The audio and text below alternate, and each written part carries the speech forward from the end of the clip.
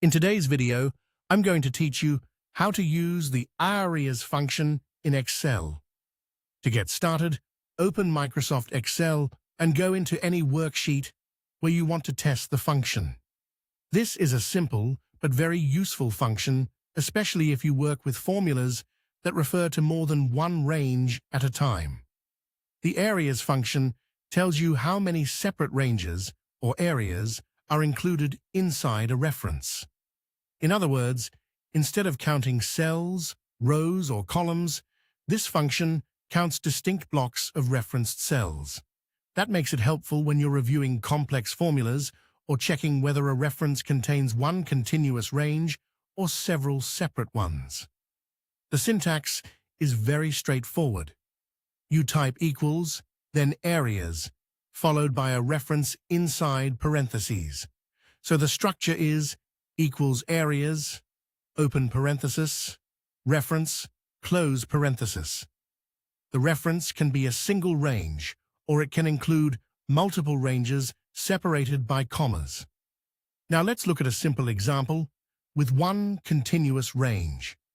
Enter the formula equals areas, open parenthesis, A1:C5, close parenthesis.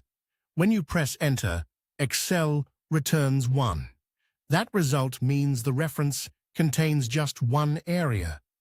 Even though the range covers multiple rows and columns, it is still one connected block, so Excel counts it as a single area.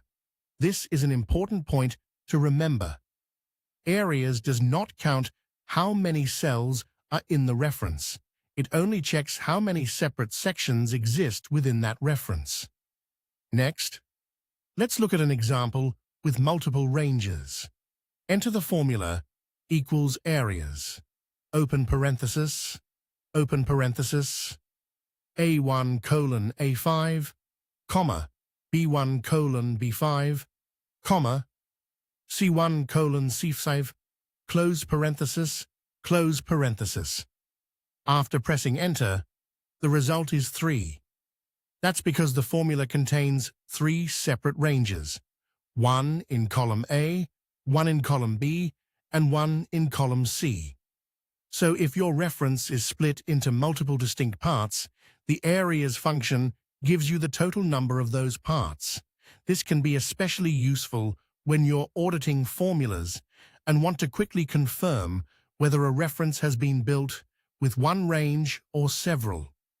As you practice, keep in mind that the function is all about structure, not size.